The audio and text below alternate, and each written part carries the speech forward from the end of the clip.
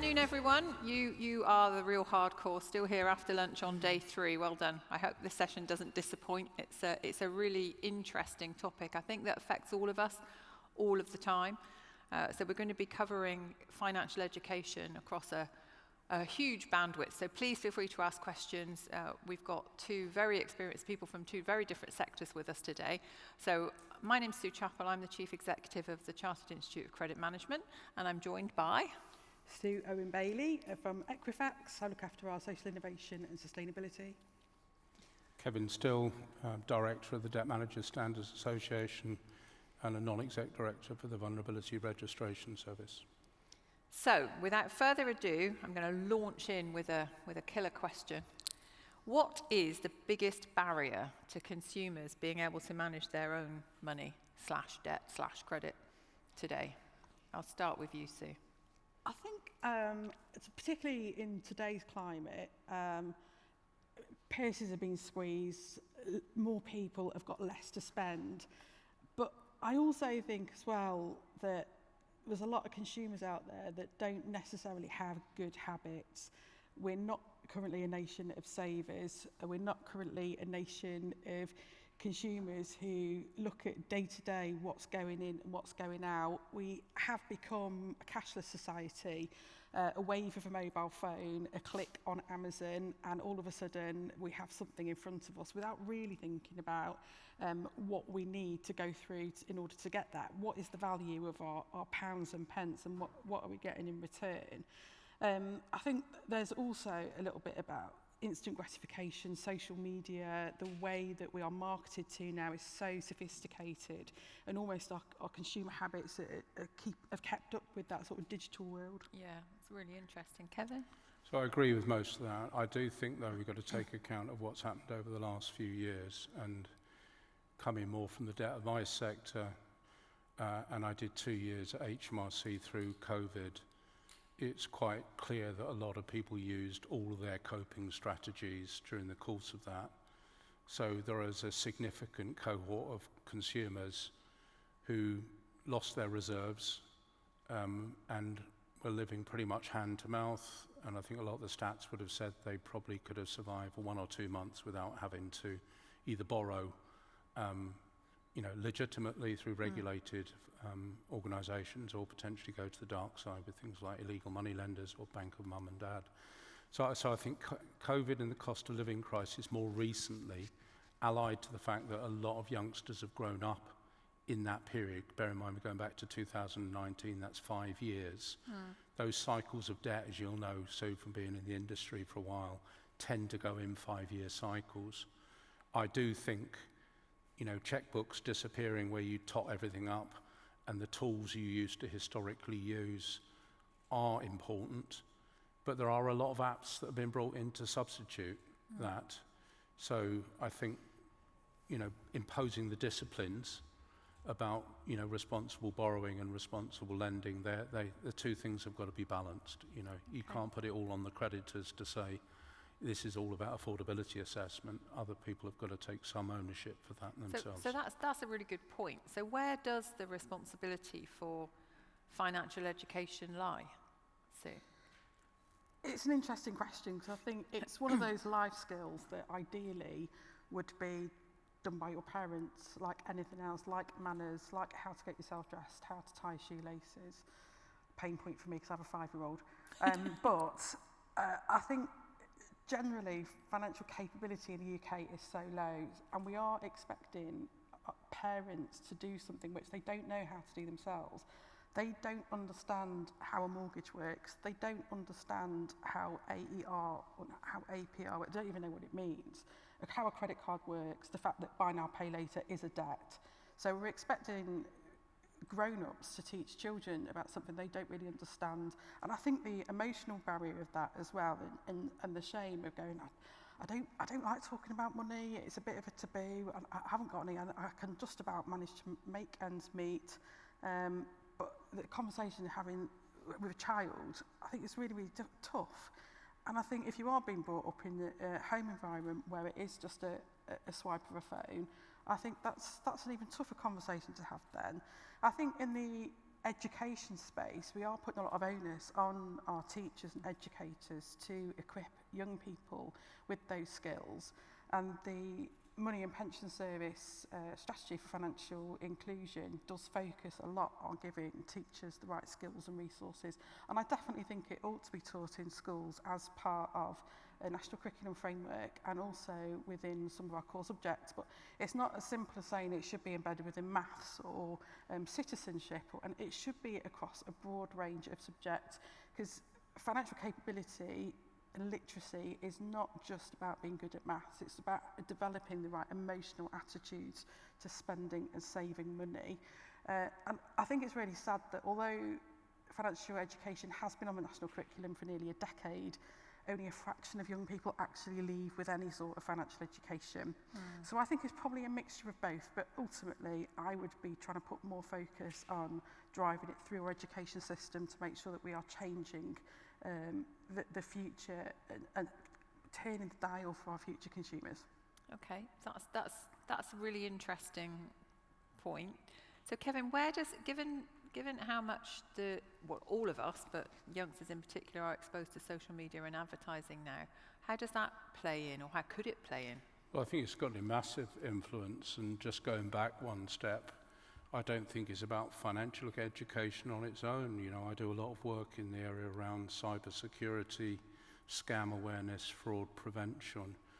And I think all of these life choices, you know, if you're going to look at it, you can't just rely on your parents to embed that. So, because in many instances, they're out of their depth.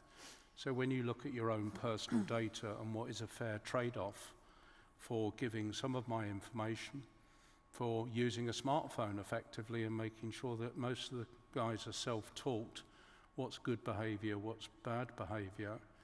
I think there are so many aspects to this that you've got to look at that just picking on one part of it doesn't solve the problem. So I think, going back to the point I think Sue made, your parents are generally a very strong guide. I think the national curriculum, you know, can be strengthened in a number of areas. But I'm a strong believer at the moment in the society where people have got the attention span of a gnat, that some of this has to be just in time. So where creditors, particularly the work I do around consumer duty, is how do we build in some of the friction into some of these journeys where people are about to embark on a purchase where they may not understand the consequences of it. And how do we deal with things like prescribed language, which surrounds us every day, to look at the consequences if something goes wrong. And I think that balance isn't there, you know, so there's a lot of onus on creditors, insurers to try and up their game. But I also think, you know, a lot of and I've got 5 kids, all of whom are adults now, the youngest 21. They've all been through university, they've all relied on bank of mum and dad. They've all had to be educated in whatever you do, don't take over the utility bill for all your other student friends that live in the house. So the school of hard knocks is the thing that often teaches people. I wish I'd read that a bit more clearly, because that 6-year marker on my credit file is going to stick with me when I want to get a mortgage or I want to get a job. So there are some vital stuff that I think that has to be mandatory.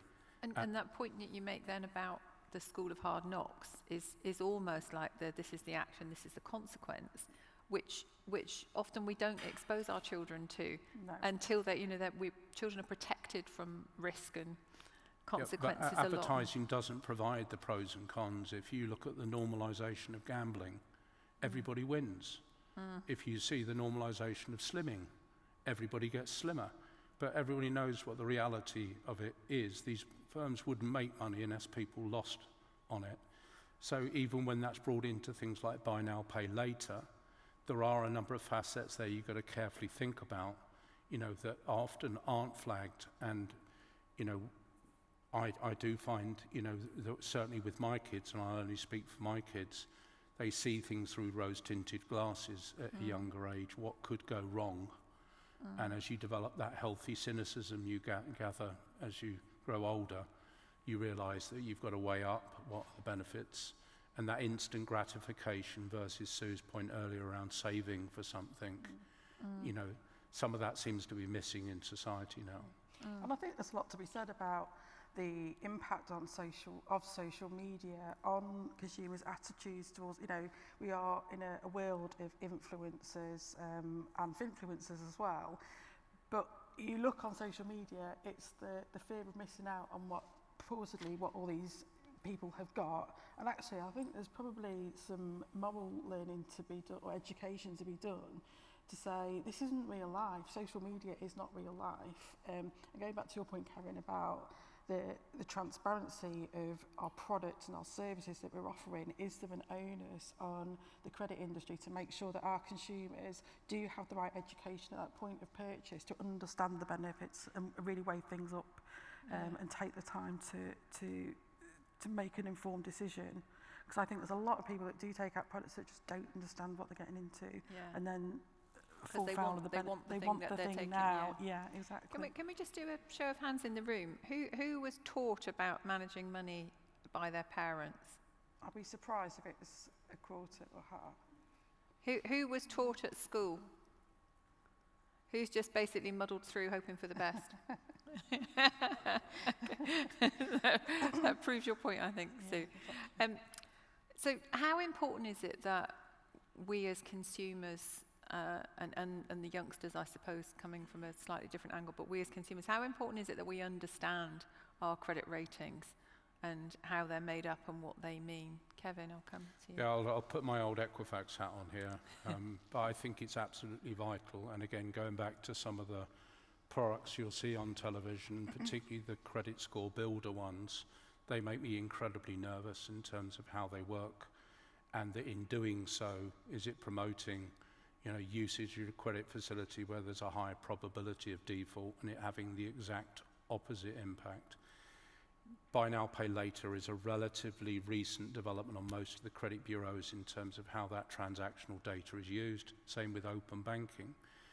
So looking at the opportunity we've got with the credit information market study, I actually think this is an opportunity for a bit of a revolution, because that transactional data, along with the traditional credit reference data, there's an opportunity now to explain it not just to the youngsters, but to people of my age, because I used to know how credit score worked inside out. I've written scorecards before. I probably couldn't tell you now what would be the most strong influence on some of this now. If I was coming out of COVID and I had a thin credit file, and you want to be able to bounce back from maybe something that wasn't entirely your fault. We'll talk about victims, I'm sure, in a minute. But for those that have gone through a difficult time and you want to rehabilitate, there should be more information available. And this is not designed as a pop at the CRAs, but in my space, in debt advice world, it's very hard to go online and find out what happens to somebody when you go into arrears, into default, enforcement action is taken, and how that manifests itself. So often a lot of the work I do as a trade body is explaining this person is here. It's not Martin Lewis. It's not go and get an interest-free credit card. You are here. You're on the cusp. I'm about to advise you on the outcome of different bits of debt advice. This is the consequence of bankruptcy. This is the consequence of a DRO. This is the consequence of a debt management plan. This is the consequence of refinancing. Now, those are very pragmatic, but they need to be done at the point of pain. And that needs to explain the journey that's taken place beforehand, which could have gone on for 2 or 3 years. And those patterns are readily available. And that's where I think, it's all very well seeing a boxer dog on television saying, I'm going to go and get my credit score in 3 seconds. But it's actually looking at what that pattern, that path is taking you, and when interventions are actually required, and interventions that really need to be taken. And I think that is the key to having done this for many, many years and doing educational stuff back in the 80s when credit was deregulated. It still doesn't seem to be having the desired effect. With these interventions early, particularly with youngsters, is I don't want you telling me how to run my life. But there are a time that said, look, you go down this path. If you've ever seen some of the scary movie films, certain death, safety, and it seems inevitable people take the certain death. We did talk Right. about consequences, didn't we? Well, you'll be pleased to know that if you do go and have a look at your Equifax report, then there is no instant death. Oh, that's You good. will just get That's informed. reassuring. And credit score education is incredibly important. It's the fundamental brick, I guess, of our education programme to understand credit scores, how to build it, how to establish yourself with a credit score, with the pure reason being, one, it's really important for security and keeping your personal data safe in terms of scams and security that Kevin alluded to. We know from our data that young people between the ages of 14 and 19 are at higher risk of becoming a money mule, which then can have a really negative impact on not only credit score, but also their propensity to be able to get meaningful employment when they leave school. But also to address the poverty premium as well. So lower, generally speaking, lower the credit score, the less equitable the product is likely to be, therefore you will end up paying a higher price for that financial product. So I think, going back to what you were saying, there are other ways of being able to cut and slice the data, open banking, for example, where people may have a thin file. But I definitely think there is something really cool about having a credit score, knowing how to maintain a good credit, maintain a good credit score, and also what to do if things do go wrong. Yeah. So in our recent financial health report, there was a step change stat in there around consumers engaging, and 92% of step changes consumers actually wish they'd engaged sooner. And some of the barriers to that are don't know how to, the stigma attached to it, not really sure where to go. I'm worried about the impact on my credit score if I do engage. So again, how can we educate more consumers so they understand that the reasons behind that and really strive to make it more accessible? Well, it's interesting. I think one of the questions that came up was, we were talking about financial education being taught at school, and we know that the schools have to teach all sorts of things now that historically would have been taught by parents but aren't being taught by parents now. So what aspect would be a priority to be taught by schools? Because from what you were saying, Sue, it's not just about what do you spend or who do you borrow from. It's a more holistic view than that. And we have to take into account the risk of scams and the impact of social media and all of those things. So where do we start with teaching the kids? Kevin, I'll come to you, because I think the social media and the risk of scamming and the risk of... I think the point you raised just as we were warming up around the basics of income and expenditure, and I think I mentioned at the time, Money Advice Trust with their business debt line is just flagging how many people they see who often are Bob the Builder or self-employed. So if you were looking at school and you're going to come out and become a hairdresser or somebody there that was reliant on, bringing in the money themselves, the basics of building that income and expenditure, whether it be self-employed or as an employed individual, there are a lot of tools that help you with that at the moment. You still got to understand the fundamentals. It's not quite an abacus anymore, but you still need to actually look at, what your risk appetite is as an individual, how much you want to actually, for the savers, take advantage of some of the offers that are available, but it's having the same type of discussion around what are your objectives. And I so seldom see this, and it's a key part of what we do with debt advice. What is it that you would like to achieve? If the answer is, I want to become debt-free as quickly as possible, but I don't like bankruptcy, there's a sort of inherent contradiction between the two. So as a youngster looking at it and, having that discussion, whether it be with your parents or somebody there that can be quasi-independent, I think where you may have mentors at school coming in and doing this, and there are certainly a lot of corporate organisations beginning to do this now, to look at that, what do you want to achieve? A bit like you do with your careers office. In my day, I was a mathematician, you're going to become an engineer. It was fairly binary. But I think the same thing should be true. Do you envisage living with your parents for the next number of years? Do you envisage having to go off and rent somewhere? In which case, the likelihood is you're going to be penny pinching at some juncture, and you need to work out whether your cost of coffee is a luxury or not. So I feel there are some, I wouldn't call it Janet and John, but some back to basics, using or taking advantage of some of the tools the banks are preparing, so when they offer your starter bank account, it comes with another set of tools, but they're, again, encouraged to use them, but there is some incentive for doing so. Do you think that there's I mean, one of the things that I'm often aware of when you see marketing and you hear media reports is that debt is always assumed to be bad, debt bad, credit good. It's always kind of articulated in that way. Well, debt isn't always bad. It's only bad if it's not paid. Yeah. And how do we start to change some of the language? I mean, we all of us in this room, all of us over the 3-day event, we have an influence in this industry. Can we start changing the language to help with some of this? I think so, yeah. And I think going back to what you're saying about education, I think if you roll it back a little bit earlier, our attitudes to saving and spending are actually formed between the ages of 4 and 7. So I think actually creating those interventions in that education at that secondary school age, or that just in time before they go out and live independently, is pretty futile unless you have some of those fundamentals. And I think at that later stage, so that key stage 4 is when we try to start introducing it, which in old money is sort of 14 to 18, sorry, 14 to 17.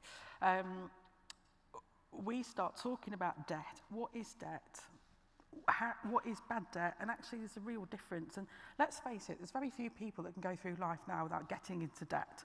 You need a mortgage, you need car finance potentially, you need an insurance product that you want to split across the year. We all have a mobile phone contract. Very few of my friends and family take a mobile phone contract out and pay off the phone in advance. So there's very subtle ways that we would take debt out without actually meaningfully or knowingly thinking about it as debt, because we do perceive debt as bad. So I think that sort of teenage age is the ideal age at which to start introducing those concepts. But I definitely think the attitudes towards spending, saving, needs, wants, prioritising spending, then we can start talking about prioritising debts later on, is kind of the cornerstone of that later intervention, that later sort of language introduction. Yeah, I was smiling because the question that's just come through, pupils are taught Pythagoras, but maybe yes. Financial education is more important. And should our sector have a responsibility to lobby government to increase financial literacy? Yeah, it is part of the current government's response to improving financial capability within the UK. I definitely think that our industry has a responsibility. I sat for many years on the APPG for financial literacy, and this is over the last sort of 10 or 12 years, and I don't think I've seen the dial turn much. I'm still getting the same complaints from teachers. They don't have enough time, they haven't got the right skills, they haven't got the right knowledge to be able to embed it into the national curriculum. But I think I would say though that the interventions we have done in the education sector, we went to Leeds to Gores Academy to go and do our financial education programme with 160 trainee teachers, and we worked out, obviously data company, we love a bit of data, we worked out that our 2.5 hours that we spent with them, if they embed financial education, a learning point into their lessons in 1% of their teaching time, we'd actually reach more than 1 million young people. But going back to what I was saying earlier about teacher education and teacher knowledge and skills, they completely lack it. We have an industry full of knowledge, skills and experience. So I think absolutely the industry definitely has a responsibility to lobby government. But I think we've got a role to play as well in making sure that the individuals are educating young people and turning it out for future consumers definitely have the right skills and tools to be able to do that. Thanks, Sue. I just noticed the question came up again about buy now, pay later, which was one of the questions I was going to ask. Kevin, we were talking about, the rise of social media and kids seeing what's in front of their faces and being encouraged and influenced in that way. How has buy now, pay later shifted the dial in the way that society, but youngsters in particular, are choosing to spend and borrow? Well, let's take the glasses half full side of it. I think in many ways it has revolutionised how people who are using it in the way it is intended to be used and providing flexibility and use it without problem. And they're still talking about the vast majority of consumers. and how that has opened up new markets, new opportunities. So there are lots of elements of it that are a force for good. I will chip my threepenny in. I do think it needs to be FCA regulated sooner rather than later, and it needs to sit alongside, like in the States, it's been regarded around like a credit card is used, particularly from a credit bureau perspective. But I think if it's instant gratification and we start getting into purchases when we see the ridiculous things like buying pizzas using it, and sort of, you know, Sainsbury's have announced that they're doing something with their main brands. That might be suitable for some product lines, but potentially not others. But I sort of go back to some of the earlier points. Buy now, pay later. Go back to a little few years for the mobile phones. When you were bringing Sonny Jim through the process, he had a pay-as-you-go phone. But generally, it wasn't an iPhone. It wasn't the latest one. And then when you look at the cost of those, it probably requires the bank of mum and dad to fund the first one. So you ended up getting into more a situation, certainly in my household, that it will be the car insurance, it will be the mobile phone, it will be those things that you want to hand over at some point and said, I've got you over the hurdle where it's 3,000 for your insurance, but the car costs 500 quid, the old banger, to now handing the reins over to you to self-manage. And that, I think, there are ways of doing that.